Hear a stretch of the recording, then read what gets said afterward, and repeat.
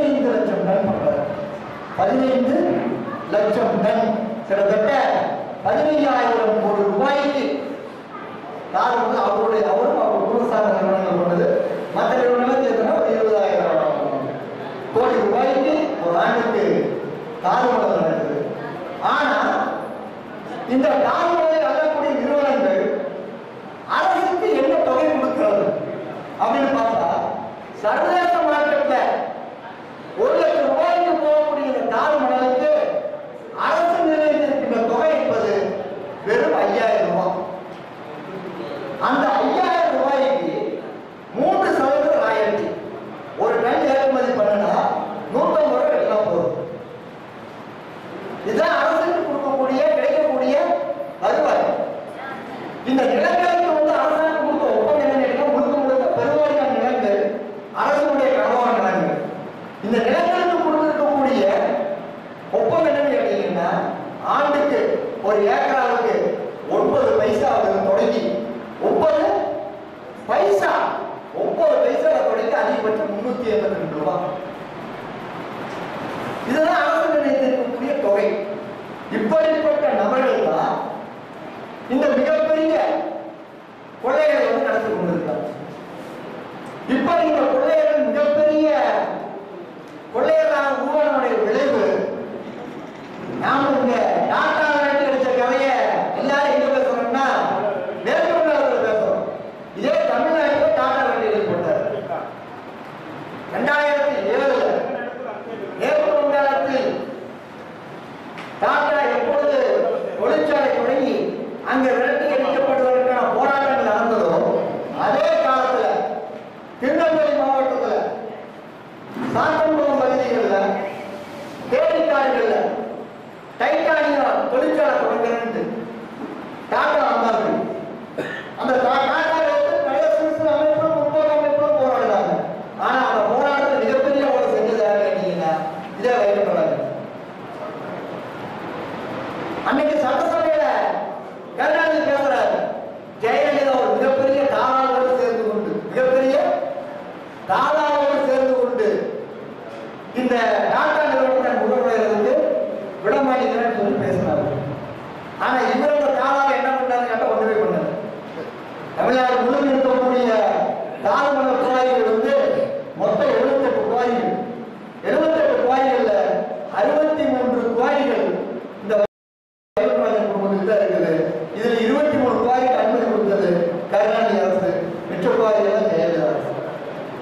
எனக்கு 2 விதம் மாறி இருக்காங்க, அரசு கிடையாது. இந்தியாவில் மொத்தம் இருக்கிற 116 குவாரி, 98 குவாரிகள் ரயில் கொடுத்துருக்காரு இந்தியா முழுக்க. அப்போ ஒரு தனி நபர் ஒரு ஆண்டுக்கு 20,000 கோடி 30,000 கோடி ரூபாயை கொள்ளையடிக்கிறாங்க. ஆனா இதே தமிழ்நாட்டில் தான் அரசாங்கம் சொல்றது, தமிழ்நாட்டினுடைய அரசு நடத்துறதுக்கு வருவாய்க்கு 10ல. அதனால நாங்க என்ன பண்றோம், திருக்குறள் டாஸ்மாக திறந்து விடுறோம் அப்படின்னு சொல்லி. அப்ப உண்மை என்ன, இங்க யார் தீர்மானிக்கிறார்கள்? காலையில ஒரு தோழர் பேசும்போது சொன்னார், இங்க அமைச்சராக யார் தீர்மானிக்கிறார்கள் என்பதை டாடாவுடைய கன்சல்டன்டாக இருக்கக்கூடிய நீராடியா முடிவு செய்கிறார்கள். அதே மாதிரி இங்க உண்மையிலுமே நமது நாட்டை, தமிழகத்தை வளங்களை கொள்ளையடிக்கக்கூடிய, ஒரு பக்கம் ஆட்சி மண்டலை கொள்ளையடிக்கக்கூடிய ஆரோக்கிய சாதனையாக இருந்தாலும் சரி, கிரானையை கொள்ளையடிக்கக்கூடிய பிஆர் பழனிசாமியாக இருந்தாலும் சரி, தாழ்மலையை கொள்ளையடிக்கக்கூடிய வைகுண்டராஜன் வகையாக இருந்தாலும் சரி, இவர்கள் எல்லாம் தான் இன்னைக்கு தமிழகத்தை தீர்மானிக்கக்கூடிய ஒரு மிகப்பெரிய சக்திகளாக இருக்கிறார்கள். ஆயுதசாமி கோயம்புத்தூர் சேர்ந்தவர், அவர் பேசுகிறார் மேற்பாளையத்தில் ஒரு கூட்டத்தில், தமிழ்நாட்டில் அடுத்த ஆட்சி யார் அமைய வேண்டும் என்பதை நான் முடிவு செய்வேன். பேசுவது யாரு? ஒரு இல்லீகல் மணல் பண்ணக்கூடிய, மணல் வியாபாரம் பண்ணக்கூடிய ஒரு அயோக்கிய தமிழ்நாட்டினுடைய அடுத்த தலைவர், அடுத்த ஆட்சியை யார் என்பதை தீர்மானிப்பேன் என்று அவர் வந்து நாயுடு சமூகத்தில் அவருடைய ஆலோசனை போட்டு பேசுறார். இப்படிப்பட்ட அவலத்தில் தான் நாம் இருக்கோம். அப்ப உண்மையிலேயே நான் யோசிக்க வேண்டியது, உண்மையில் நமக்கு எதிரி யார்? கருணாநிதியா, ஜெயலலிதாவா, பிஜேபியா, காங்கிரஸா, எதை நோக்கி நாம் ஓடிட்டு இருக்கிறோம்? இங்க உண்மையான எதிரிகளை பற்றி நாம் பேசுகிறது என்பது ரொம்ப குறைவு. நம்முடைய வாழ்வாதாரத்தை அளிக்கக்கூடியது பன்னாட்டு கம்பெனிகளும் அவர்களுக்கு ஏவல் ஏஜென்ட்டுகளாக இருக்கக்கூடிய இங்க இருக்கக்கூடிய பெரிய பெரிய நகர முதலாளிகள் தான்.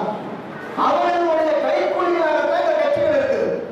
ஆனா நாம் எதை பற்றி பேசிக் கொண்டிருக்கிறோம்? இந்த நம்ம நாட்டுடைய வளத்தை கொள்ளையடிக்கக்கூடிய, நம்முடைய வாழ்வாதாரத்தை கொள்ளையடிக்கக்கூடிய, நம்முடைய அரசியல் பொருளாதாரத்தை தீர்மானிக்கக்கூடிய ஆட்களை பற்றி, உண்மையான எதிரிகளை பற்றி நாம் பேசுவது கிடையாது. யார் பேசுறோம்? நிலவோடு யுத்தம் போட்டுக்கொண்டு காங்கிரஸ் மாற்றினால் பிஜேபி வந்தால் சரியாயிரு, இல்ல பிஜேபி மாதிரி இன்னொரு கட்சி வந்தால் சரியாயிரு கற்பனை யுத்தத்தை போட்டுக் கொண்டிருக்கிறோம். நம்முடைய யுத்தங்கள் எல்லாம் கற்பனையான யுத்தங்கள் தான். நிலவோடு சண்டை போட்டு இருக்கோம். உண்மையான எதிரியை மக்களுக்கு நாம் அடையாளம் காட்டுவதில் மிகவும் தவறிழைத்துக் கொண்டிருக்கிறோம். இங்க இருக்கக்கூடிய பெரும்பாலானோர் செய்யக்கூடிய செயல் என்பது தேர்தல் காலத்தில் கூட நான் வந்து அந்த கட்சி வந்து அந்த கட்சி வந்தா நல்லது வந்து அப்படின்னு சொல்லி காட்ட முடிய, உண்மையிலேயே எந்த கட்சி வந்தாலும் அவருடைய இவருடைய நலனுக்காகத்தான் தீர்மானிக்கக்கூடிய செயல்படக்கூடியது என்ற உண்மையை நாம் மக்களை கொண்டு செல்ல தவறுகிறோம். அதனுடைய விளைவு மக்கள் தொடர்ந்து நாம் எவ்வளவுதான் சரியான போராட்டங்களை எடுத்து சென்றாலும் கூட மக்களுக்கு உண்மையான எதிரிகளை அடையாளம் காட்டிய தவறினுடைய விளைவு கட்சிகளை மாற்றினார், நபர்களை மாற்றினார், ஆளை மாற்றினார், இந்த பிரச்சனையை தீர்ந்துவிடும் என்று ஒரு பொய்யான மாயை நாம் ஏற்படுத்திக் கொண்டோம். இதை நாம் முதலில் மாற்ற வேண்டும். நாம் சூழல் சார்ந்த போராட்டங்களை நடத்துகின்ற பொழுது என்ன சூழல் சார்ந்த போராட்டங்களை பெரிய அரசியல் இயக்கங்கள் நடத்துறது இது வரைக்கும். ஏன்னா சுற்றுச்சூழல் சார்ந்த போராட்டங்கள் கிட்டத்தட்ட நாங்கள் ஒரு 2005 தொடர்ந்து செஞ்சுட்டு இருக்கிறோம். நாமக்கல், ஈரோடு மாவட்டத்தில் எண்ணற்ற போராட்டங்கள் நடத்தியிருக்கிறோம். நாமக்கல் மாவட்டத்தில் ஒரு காகித தொழிற்சாலை எதிர்த்து 3 ஆண்டுகள் 2006 2010 வரை தொடர்ச்சியாக நடத்தணும். 31 போராட்டங்கள், 13 வழக்குகள், நேர எதிரினால கடப்பாறைகளே கொடுக்கப்பட்டோம் ஒரு 10 பேர். ஆனா 3 ஆண்டு நடத்தப்பட்ட போராட்டத்தில் அத்தனை கட்சிக்காரர்களையும் போய் பார்த்தோம். சின்ன கட்சி, பெரிய கட்சி அதெல்லாம் வேறுபாடு கிடையாது. ஆனா ஒரு கட்சிக்காரர் கூட வரல. காரணம் ஏன் சுற்றுச்சூழல் போராட்டங்கள் கட்சிக்காரர்களுக்கு தயங்குறாங்கன்னா, ஒரு அரசியல் ஈழ பிரச்சனைனா ஒரு போராட்டத்தை ஒரு பெரிய அளவுக்கு அமைப்பாகி மக்களை திரட்டி ஒரு போராட்டம் காமிச்சு அவன் வருஷம் கூட சொல்லிட்டு மத்தியானம் பேர் அவன் 1,00,000 பேருக்கு திரட்டி உன பண்ணிட்டு அவ்வளவு சரி நிகழ்ச்சி பண்ணிட்டு இருந்து. ஆனா சுற்றுச்சூழல் போராட்டம் என்பது அன்றாட எதிரியோடு போக வேண்டிய போராட்டம். கலத்துல அன்றாட எதிரி சந்திச்சே ஆகணும். நாம் ஒரு நாள் பின்வங்கி நின்ன அவன் 100 மடங்கு முன்னேறி போயிடுவான். அந்நாள் அவனுடைய வேகத்துக்கு ஏற்ப நாம் அதை எதிர்கொள்ள ஆக வேண்டிய நிர்பந்தம் இருக்குது.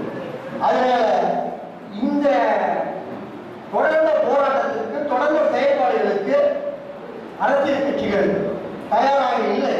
அதனால என்ன உள்ள எந்த அரசியல் கட்சிகளும் சூழல் சார்ந்த போராட்டங்களை தன்னுடைய அஜெண்டாவாக, தன்னுடைய வேலை திட்டமாக மாற்றி வேலைகளை வந்து கட்டமைக்கிறது. அந்த பகுதியில சமூக அக்கறை உள்ளவர்கள், சமூக முன்னணியாளர்கள் அவர்கள் என்ன பண்றாங்க? இந்த போராட்டங்களை அவருடைய சக்திக்கேற்ப எடுத்துட்டு போறாங்க, பிரச்சனையை எதிர்கொள்றாங்க, நெருக்கடிகளை எதிர்கொள்றாங்க. சில கட்சிகள் தேவையோடு என்ன பண்றாங்க? அந்த பகுதியில் மக்களுடைய வீழ்ச்சி வேகமா இருக்கும் பொழுது வேற வழியே இல்லாம அங்க கூட வந்து இணைஞ்சிக்கிறாங்கிறத யதார்த்தவாதங்களுடைய உண்மையிலும் கட்சிகளுடைய வேலை திட்டமாக இந்த சூழல் சார்ந்த போராட்டங்கள் மாற்றப்படுகிறது.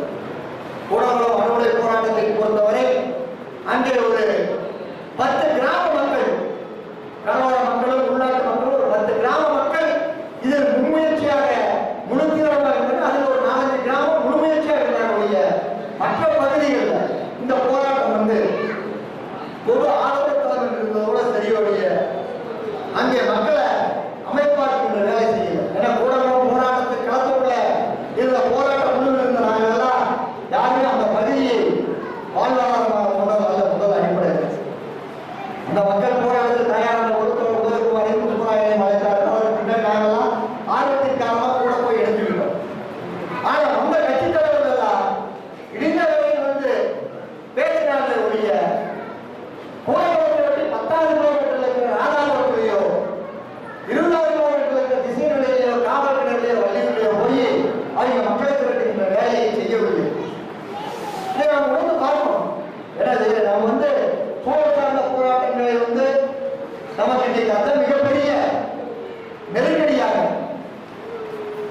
பல்வேறு நெருக்கடிகள் இருக்கு. அது மிக பெரிய நெருக்கடியா சூழல் பிரச்சனைகள், நம்முடைய வாழ்வாதார பிரச்சனைகள் மாற்றப்பட்டு இருக்கிற நிலையில இது எப்படி எதிர்கொள்வது என்பது மிக முக்கியமான விஷயம்.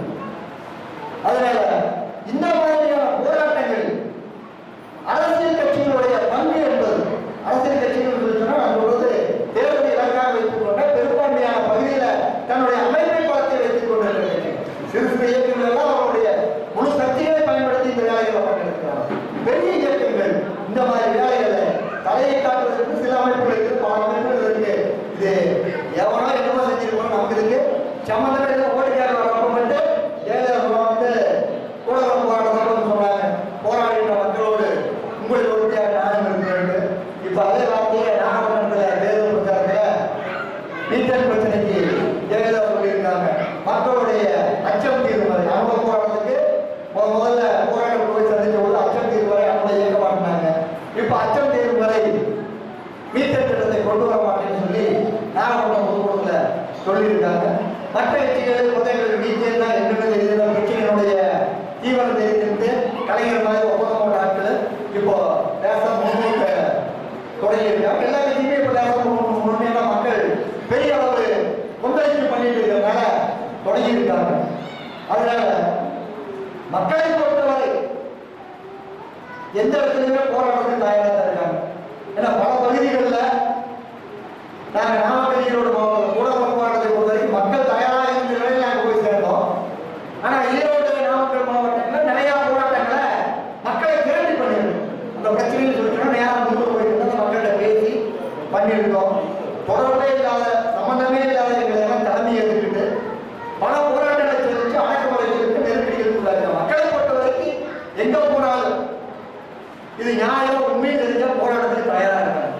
கடந்த 4ஆம் தேதி கூட ராமநாதபுரம் மாவட்டத்தில் திருவாரூரை தொகுதிக்கு உட்பட்ட உப்பூர் ஆரஸ்மங்கலம் யூனியன்ல இருக்கக்கூடிய உப்பூர் திருவாலைக்குடி அப்படிங்கிறதுல 2 அனல் மின் நிலையம் அமைப்பதற்கான ஒரு கருத்து கேட்பு கொடுத்து அரசு நடந்தது. 10,000 கோடி ரூபாய் மதிப்புள்ள கேட்கெட்டு அமைக்கக்கூடிய அனல் மின் நிலையம் 800 மெகாவாட்டுள்ள 2 அனல் மின் நிலையம் அமைப்பதற்கான கருத்து கேட்பு கொடுத்த ராமநாதபுரம் மாவட்ட ஆட்சித்தலைவர் அந்த ஆலை அமைக்கின்ற இடத்திலேயே தேவைப்பட்டு ஊர்ல ஏற்பாடு செய்திருந்தாங்க. அந்த கருத்து கேட்பு கொடுத்ததுக்கு நானும் போயிருந்தேன். எங்களுக்கு அங்கே போகும்பொழுது அந்த தரங்கள் எல்லாம் பெற்றால் என்னென்ன பிரச்சனைகள் இருக்குது, ஏன்னா எங்கள் ஈரோடு மாவட்டத்தில் அருகில் இருக்கக்கூடிய மேட்டூர்ல நிறைய அனல் மின் நிலையத்தில் என்னென்ன பிரச்சனைகள் இருக்குது என்பதை வந்து நேரடியாக போய் நாங்கள் உணர்ந்தவைங்க. அது மட்டும் இல்லாமல் நாமக்கல் மாவட்டத்தில் ஒரு 4-5 சின்ன வகையில் ஒரு 15 மெகாவாட் 20 மெகாவாட்டுக்கான அனல் மின் நிலையங்கள் அமைக்க வந்தபோது அதற்கான எதிர்ப்புகளை செஞ்ச அனுபவத்தில் அங்கே போய் செய்யும் பொழுது அங்கே ஏற்கனவே போகும் பொழுது அரசு தயாராக அங்கே உள்ளூரில் ஒரு ஆளை செட் பண்ணி வச்சிருந்தாங்க. கலெக்டர் வரணும் பேசுறாரு, என்ன பேசுறாருன்னா முதல் உள்ளூர்காரெல்லாம் பேசுது, அப்புறம் வெளியூர்னு வகைகள்லாம் பேசுகின்றார். காரணம் உள்ளூர் இருக்கிறவங்களுக்கு வேலை வாய்ப்பு வளர்ச்சி உங்களுக்கு கான்ட்ராக்டு வந்தா வேலை கிடைச்சி இப்படி ஊருக்கு 2 நாள் 3 நாள் செட் பண்ணி வச்சிருந்தாங்க. அப்புறம் நாங்கள் மாவட்ட ஆட்சியரை சட்டம் கட்டி இப்படியெல்லாம் சொல்லக்கூடாது, நீங்க யார் தயாராக இருக்காங்களோ அவங்களும் பேச வைங்க, உள்ளூர்காரெல்லாம் பேசிட்டு வெளியூர்காரெல்லாம் பேச வைக்கணும்னு சொல்லி நாம சரியான கருத்துக்களை முன்வச்சு பேச தொடங்கினோடனே உள்ளூர்ல பேசி தயார் இருந்த ஆளுங்கள்லாம் ஆப்பாய் உட்கார்ந்துட்டாங்க பேசணும். அது ஒரு பெரிய பதிவாகி மொத்த கூட்டமே அதற்கு எதிரான நிலையா மாறுச்சு. மக்களை பொறுத்த வரைக்கும் எல்லா இடங்களையும் வாழ்வாதாரத்தை தன்னுடைய இயற்கை வளத்தை பாதுகாக்கின்றதுல அக்கறையாக தான் இருக்காங்க. நம்மை பொறுத்தவரை இந்த போராட்டத்துல இப்போ போல சொன்ன மாதிரி நாம் என்ன செய்ய போகிறோம் அப்படிங்கும் பொழுது இன்று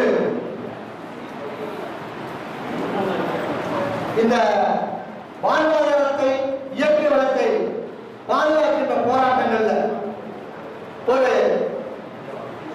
கூட்டமைப்பை அமைக்க வேண்டும், தமிழ்நாடு முழுக்க இருக்கக்கூடியதெல்லாம் இணைக்க வேண்டும் என்ற ஒரு முன்முயற்சியோட நேற்று அனுமதி எதிர்ப்பு போராட்ட குழுவுடைய ஒருங்கிணைப்பாளர் உதயகுமாரும் பூரண அமைப்பும் இங்கே மதுரையில் ஒரு கூட்டத்தை போட்டிருந்தாங்க. இன்னைக்கு தோழர் கூட்டியிருக்காரு.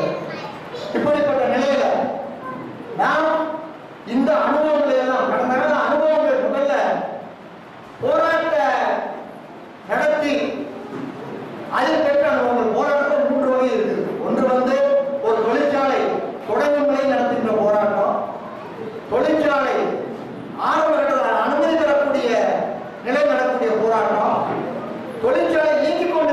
நடக்கின்ற போராட்டங்கள் சொல்லி இப்படி 3 வகையில சூழல் சார்ந்த போராட்டங்கள் வந்து நடந்துட்டு தொழிற்சாலையில் வச்சுக்கலாம். அதே மாதிரி இயற்கை வாழ்வாதாரத்தை கொள்ளையடிக்கிறதுலேயே வச்சுக்கலாம். இந்த மாதிரியான பொருத்தி பார்த்துக்கலாம். இந்த அனுபவங்கள்லாம் கொஞ்சம் நம்ம தொகுக்க வேண்டும். இந்த வேலைகளை முன்னெடுக்கும் போது இந்த அனுபவங்கள்லாம் தொகுத்துக் கொள்வதன் மூலம் ஒரு பகுதியில் நடந்த போராட்டம் வந்து மற்ற பகுதிக்கு தெரியவில்லை. ஏன்னா இன்னைக்கு வந்து நம்முடைய ஊடகங்களுடைய செயல்பாடுகள் எல்லாமே எந்த ஒரு இங்கே மணல் என்ற பிரச்சனையை வந்து காஞ்சிபுரம் மாவட்டத்தில் எப்படி கையாண்டாங்கன்னு சொல்லி சொன்னா அது காஞ்சிபுரம் மாவட்ட மக்களுக்கு மட்டும்தான் தெரியும். அங்கே வரக்கூடிய செய்தி என்பது ஏதோ சிக்கலச்சேனன் மேல கோர்ட் ஒரு நடவடிக்கை எடுத்திருக்குது, அதை வந்து இடமாற்றம் செய்யப்பட்டிருக்காங்க செய்தி வந்ததோடைய இங்க என்ன முறையில் அந்த போராட்டத்தை நடத்தினார்கள், அது என்னென்ன அனுபவங்கள் கிடைச்சது, அது என்னென்ன பிரச்சனைகளை எதிர்கொண்டாங்க, இதுல எப்படி உண்மையினுடைய பங்கு இருந்தது, சட்ட வழியில் என்ன கையாண்டாங்க, இப்படி என்ற எந்த விஷயங்களும் வெளியில் இருக்கிறவங்களுக்கு தெரியாது. இப்படியான முறைகள் எல்லாம் நாம் சொல்ல வேண்டும். அதே போல இந்த கூட்டு செயல்பாடு என்பது சுற்றுச்சூழல் போராட்டத்தில் மிக அவசியம். காரணம் இது பெரிய பேரனுபவம் கிடையாது. நாங்கள் 2005 இந்த போராட்டம் தொடங்கி 2011 வரைக்கும் ஒரு 6 ஆண்டு காலம் இதற்காக எண்ணற்ற மக்கள் நாங்கள் ஓடி போய் மண்டை கூட்டியிருக்கிறோம். எங்கேயுமே எங்களுக்கு வந்து பெரிய ஒரு ஆதரவு கருத்துக்களோ ஆதரவு செயல்பாடுகள் கிடையாது. இந்த சமீப காலத்தெல்லாம் இந்த செயல்பாடுகள்லாம் வெகு வேகமா முன்னேறி போயிட்டு இருக்குது. இந்த அனுபவங்கள் நமக்கு எடுத்துக்கொண்டு இருக்குது. அதனால இந்த ஒருங்கிணைப்பு என்பது சூழல் சார்ந்த போராட்டங்களுக்கு கட்டாயம் தேவை. அதை ஒரு வலிமையான வகையில் இங்க கூட்டு இயக்கத்தை பற்றி பேசும்போது ஒரு விஷயத்தை சொன்னாங்க.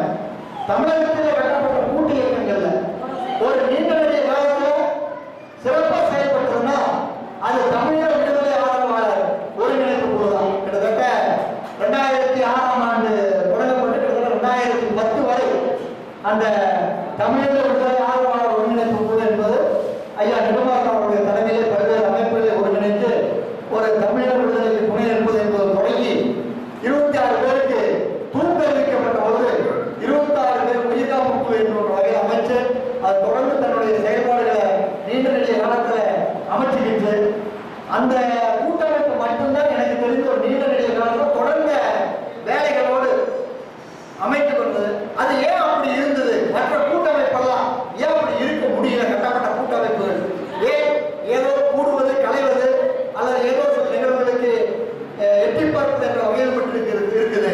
அப்போ அதில் இருந்த கொள்கை ரீதியான இணைப்பு எந்த வகையில் இருந்தது என்பதையெல்லாம் கணக்கில் எடுத்துக்கிட்டு நம்முடைய வேலைகளை மேற்கொள்வோம். அப்படி மேற்கொள்ளும் பொழுது ஒரு சிறந்த செயல்பாடாக நம்முடைய இயற்கை வளத்தை பாதுகாப்பதோடு நம்முடைய தமிழ் தேசத்தை பாதுகாப்பது என்பது அடங்கி இருக்கிறது. நம்முடைய தமிழ் தேசிய விடுதலை